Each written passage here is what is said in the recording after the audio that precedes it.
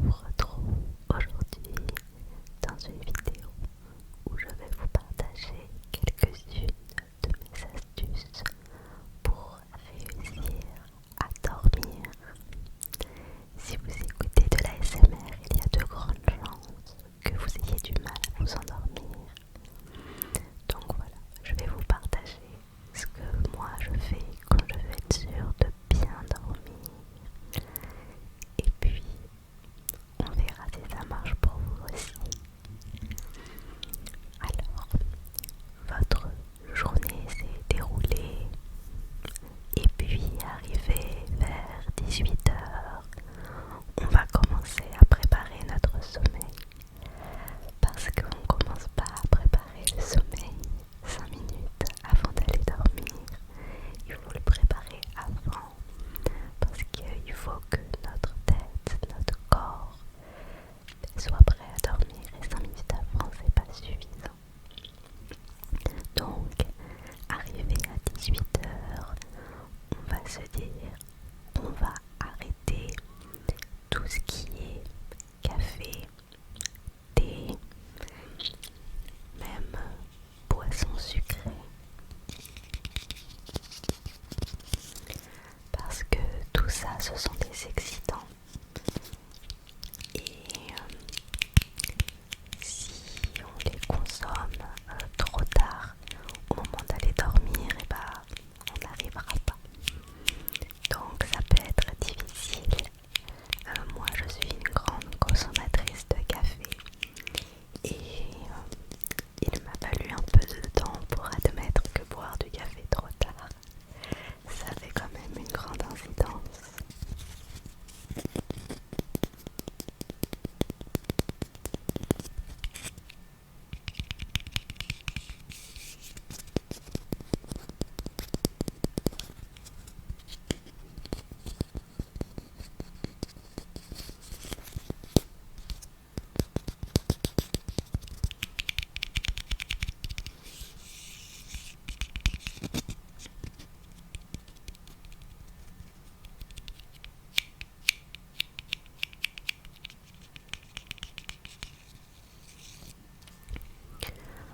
Ensuite, vous faites votre petite vie et à 19h jusqu'à 19h30, on va dire, dans ce créneau-là, eh bien, vous allez manger.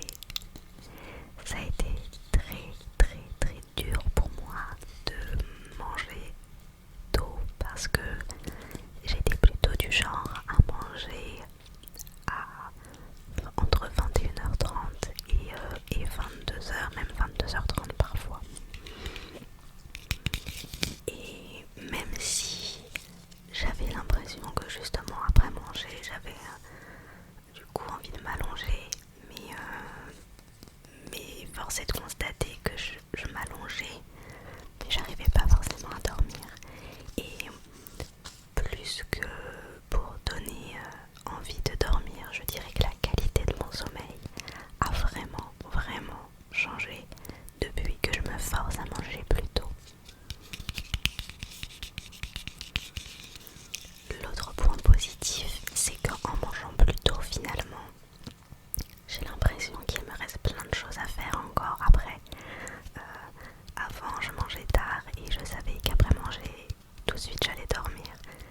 Du coup, maintenant, quand je mange et que je vois qu'il me reste beaucoup de temps avant d'aller dormir, ça me fait toujours un petit oh là là, il est que 20h30. Donc c'est aussi plutôt sympa. Donc essayez de manger tôt et je vous jure qu'en tout cas moi, ça m'a vraiment aidé en tout cas à avoir un sommeil vraiment profond, ce que je n'avais pas eu depuis longtemps. Ensuite, eh bien là il y a deux teams. Il y a la team des gens qui se douchent le matin, il y a la team des gens qui se douchent le soir.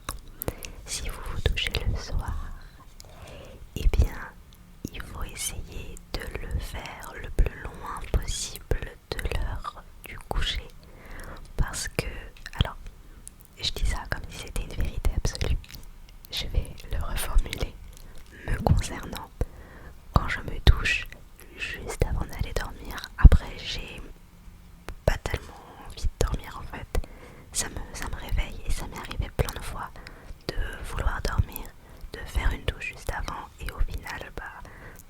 réussir à dormir. Et je me suis dit, mais d'un autre côté, le matin, la douche réveille, donc elle doit aussi sûrement réveiller le soir. Donc du coup maintenant, eh bien, je me douche bien avant d'aller dormir, généralement après manger ou avant manger.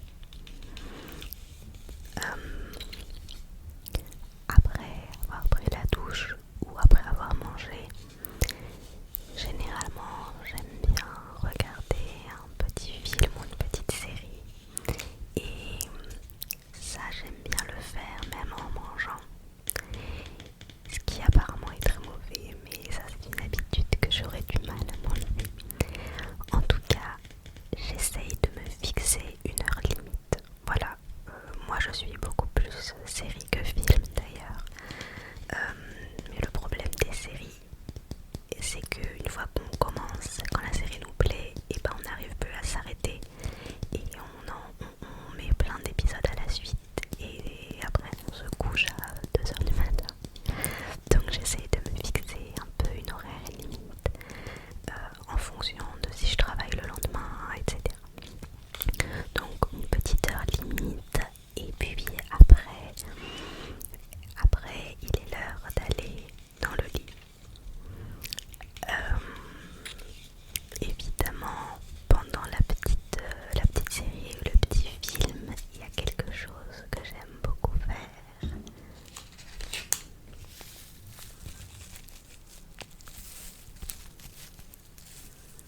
La tisane.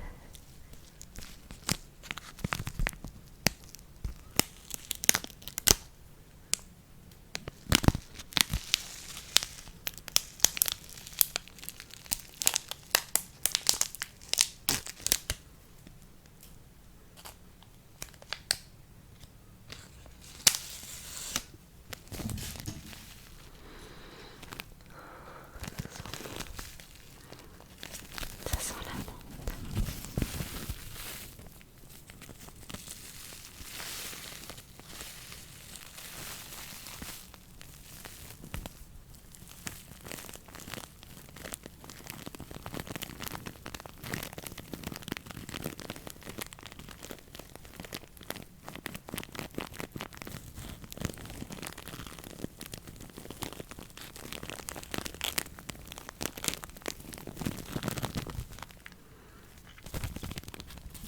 La tisane, je trouve que ça détend beaucoup et je le fais pas tous les soirs, mais j'avoue que je le fais de plus en plus. Enfin, c'est peut-être aussi la période. C'est vrai que comme il commence à faire un peu froid, ça pousse à la consommation de tisane et c'est beaucoup dans la tête. Mais bon, le fait de réussir à s'endormir, c'est aussi beaucoup dans la tête. Mais j'ai l'impression que du coup, quand je bois ma tisane, c'est comme si ma tête elle se disait ok, ça va bientôt être l'heure de dormir, on commence à se mettre un peu en condition.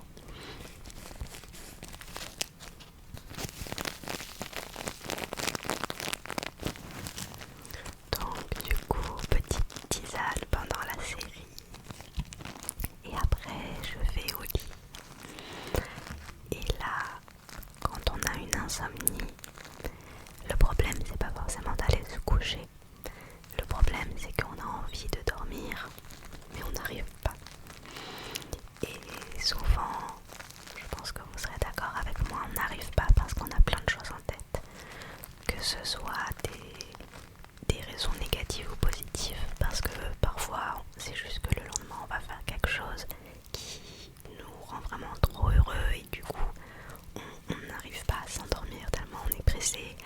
Parfois ça peut être parce que ce sont des choses négatives et parfois c'est même pas ni positif ni négatif, mais juste on repense à la journée, etc. Et puis en fait ça nous fait penser à d'autres choses et puis en fait on se retrouve submergé par toutes ces pensées, on n'arrive même pas à dormir. Et c'est ça le plus difficile parce que parfois on a beau se dire je veux pas penser pour dormir, mais ça se contrôle pas. Alors là, ce qui est sympa parfois et ce qui aide, c'est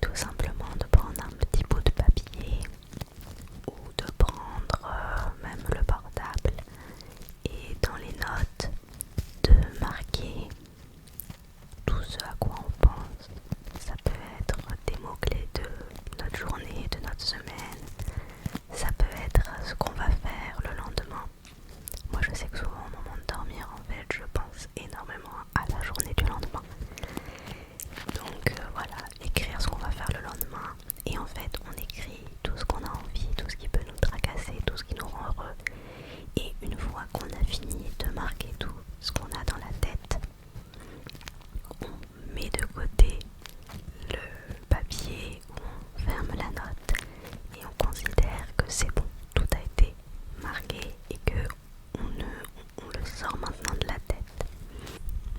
Pour vraiment aider à penser à autre chose, on va essayer de se mettre en condition ultime de dodo.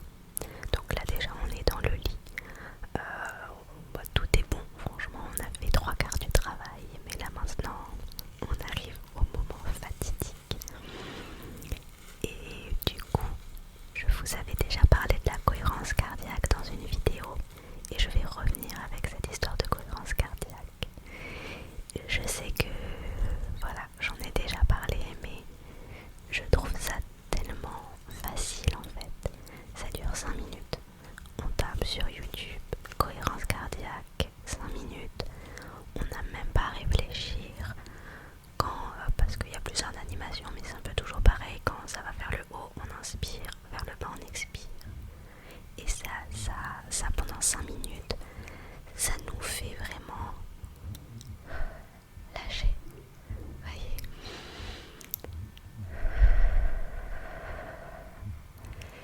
Ça fait du bien, ça va permettre vraiment à notre corps de se relaxer, de vraiment lâcher.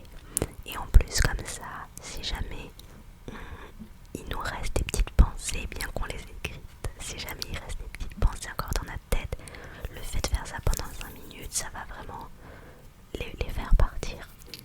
Ça va ça va les enlever. Une fois qu'on a fait cette petite cohérence cardiaque, là ça va dépendre de ce que vous faites d'habitude après. Moi je sais que très souvent je regarde mon portable et c'est plus un secret pour personne. Les écrans avant de dormir, ça nous empêche de dormir en fait. Du coup, ce que j'essaye de me dire moi, c'est que je prends le portable et j'essaye pareil comme pour la série de me donner un moment limite.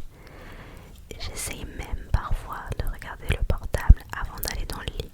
Je me dis vas-y là je suis encore sur le canapé, je regarde ce que j'ai envie de regarder sur le portable et comme ça quand j'arrive dans le lit, je passe à autre chose. Donc essayer de se mettre un petit moment de limite d'écran. Et puis ensuite, où on est fatigué, on passe à la dernière étape. Ou alors, si on sent qu'on n'est pas encore assez fatigué, c'est là où il ne faut pas craquer et il ne faut pas prendre le portable en se disant je vais être sur le portable et ça va m'endormir.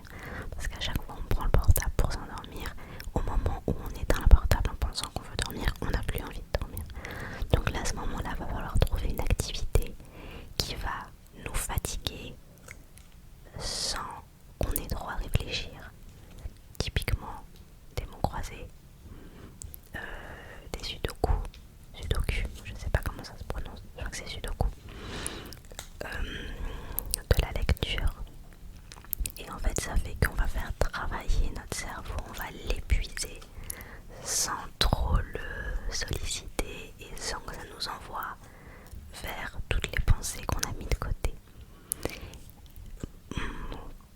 Pour le livre, ça peut être un piège quand même, parce que si le livre il est trop palpitant et que on n'arrive plus à s'arrêter de lire, bah faut se mettre une limite en fait, comme le film, comme le téléphone, faut se mettre une limite. Une fois qu'on sent qu'on est fatigué, moi personnellement j'aime bien me mettre une vidéo ASMR. Et pour le coup il y a un truc, mais ça je le fais depuis quasiment le début où j'en écoute. Quand je mets ma vidéo ASMR, je tourne le portable, la face lumineuse elle est cachée. Alors c'est vrai qu'il y a de l'ASMR qui visuellement est très relaxant, mais tout ce qui est ASMR visuel, je le regarde en journée ou si j'ai envie de faire une sieste, mais le soir je regarde pas l'écran, je fais que à l'oreille.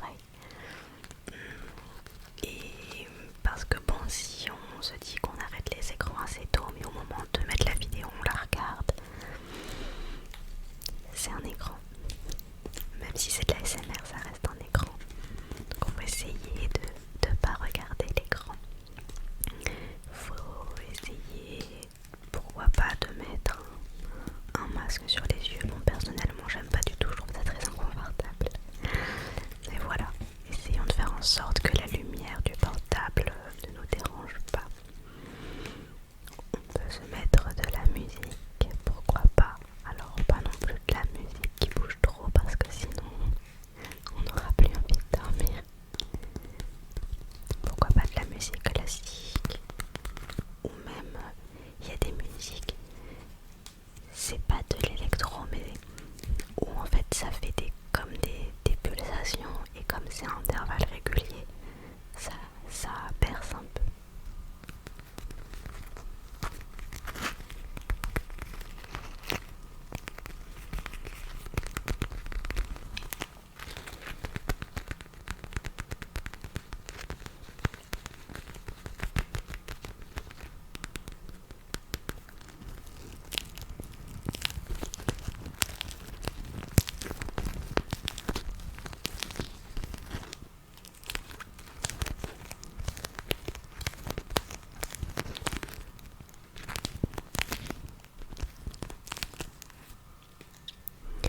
À ce stade, si on ne s'est pas endormi devant notre vidéo ASMR ou devant notre podcast, ou voilà, peu importe ce qu'on écoutait, si on ne s'est toujours pas endormi, on va faire comme ce qu'on faisait quand on était petit.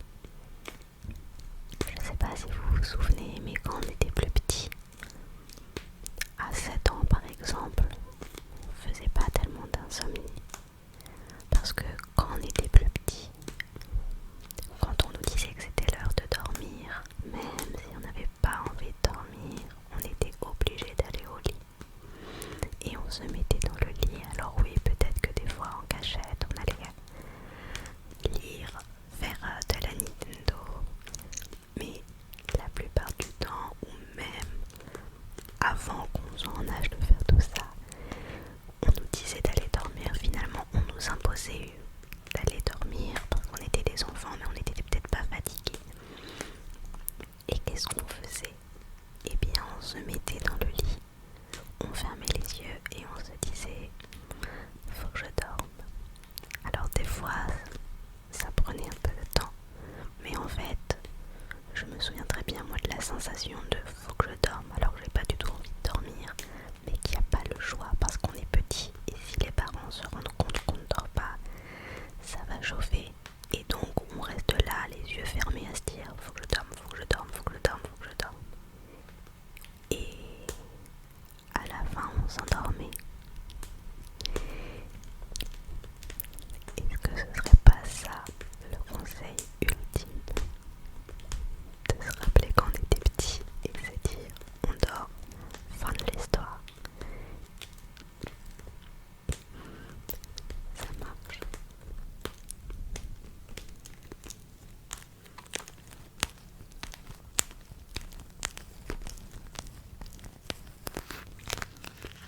Alors, évidemment, tout ce que je vous dis là, c'est des choses qui marchent sur moi. Parfois, je ne les fais pas toutes, parfois j'en fais que certaines. Ce que j'essaie vraiment de me tenir vraiment, c'est le café, pas après 18h, et de manger tôt. Mais des fois je m'aide encore d'autres choses. Par exemple, parfois, avant d'aller dormir, j'ai un diffuseur d'huile essentielle et je fais diffuser des huiles essentielles. Par contre, il faut l'éteindre 1 heure avant de dormir.